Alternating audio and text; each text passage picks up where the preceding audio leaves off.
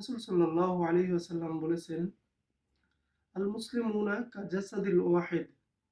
Muslims are like one body.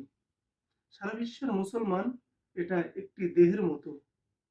যদি আপনার দেহের একটি অঙ্গ ক্ষত হয়, একটি অঙ্গে যদি আপনি ব্যথা অনুভব করেন, তাহলে এর কারণে আপনার সমস্ত শরীরেই ব্যথা অনুভব করবে।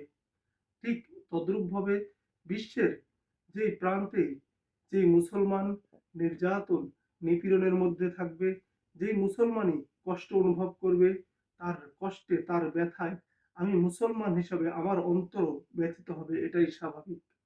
তবে ব্যথিত হওয়া পর্যন্তই সীমাবদ্ধ থাকলে চলবে না, বরং আমাদের কোনো অঙ্গ যদি ক্ষত হয়, তাহলে আমরা এর ট্রিটমেন্ট নেওয়ার জন্য, এটা সুস্থতা করার জন্য আমরা ডাক্তারের কাছে যাই, আমরা অনেক পরিশ্রম করি। ঠিক